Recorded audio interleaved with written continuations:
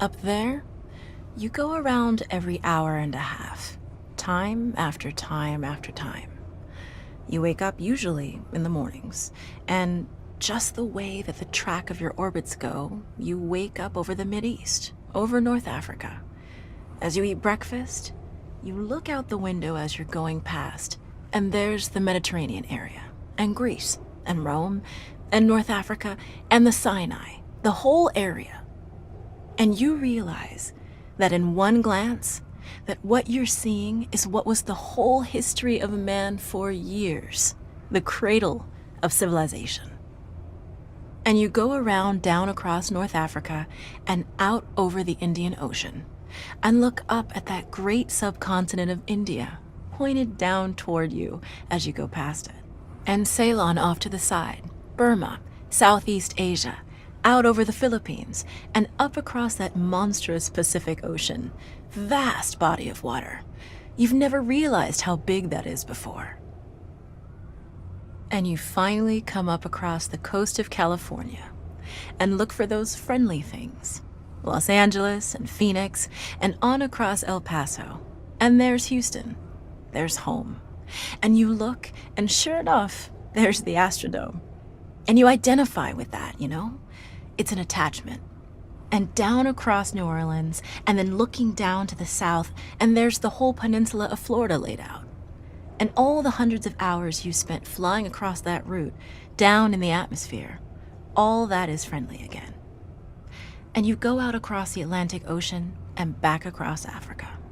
And you do it again, and again, and again. And that identity, that you identify with Houston, and then you identify with Los Angeles, and Phoenix, and New Orleans, and everything. And the next thing you recognize in yourself is you're identifying with North Africa. You look forward to that. You anticipate it. And there it is.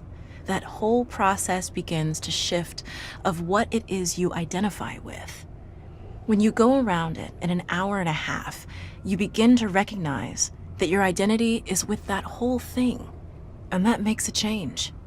You look down there, and you can't imagine how many borders and boundaries you crossed again and again and again, and you don't even see them.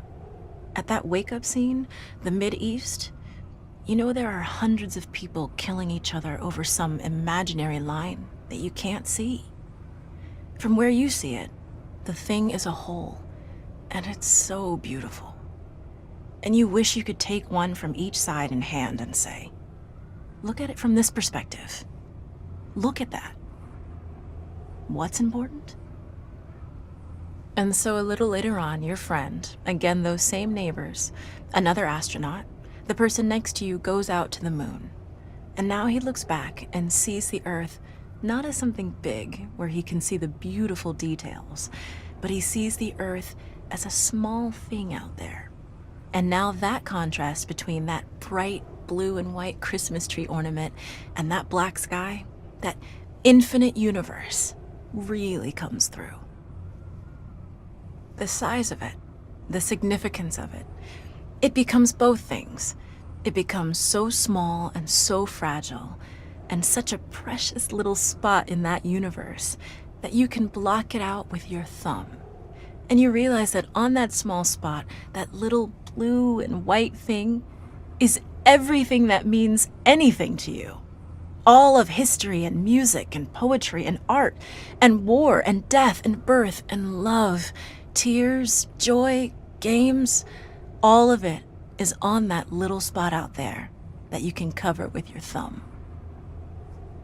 And you realize that that perspective, that you've changed, that there's something new there.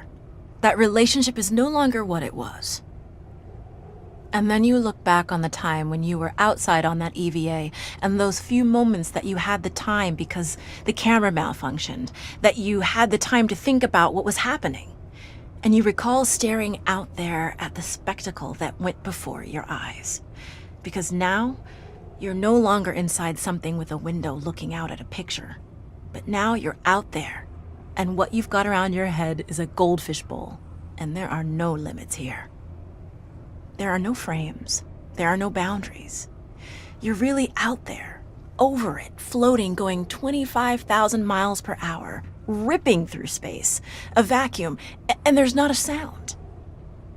There's a silence, the depth of which you've never experienced before. And that silence contrasts so markedly with the scenery and the speed with which you know you're going.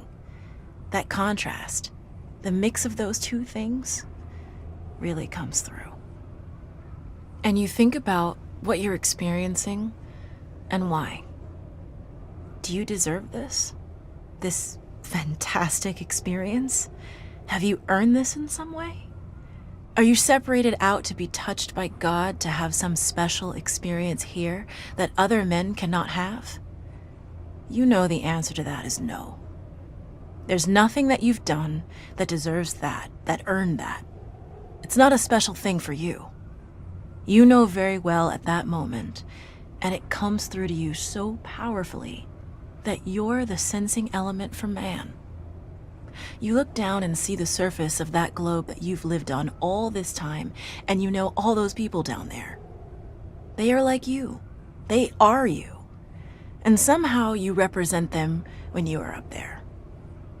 A sensing element, that point out on the end, and that's a humbling feeling.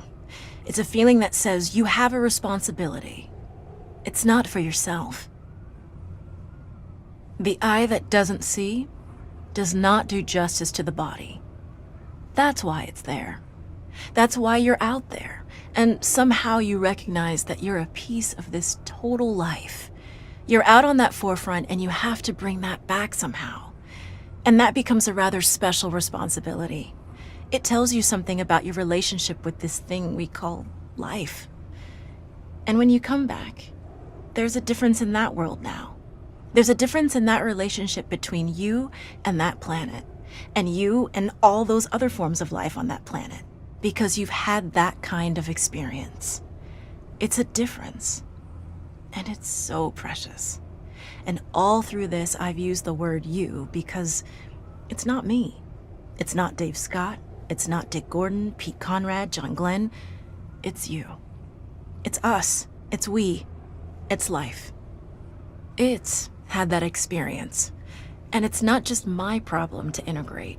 It's not my challenge to integrate, my joy to integrate. It's yours. It's everybody's. Russell Schweikart, 1975.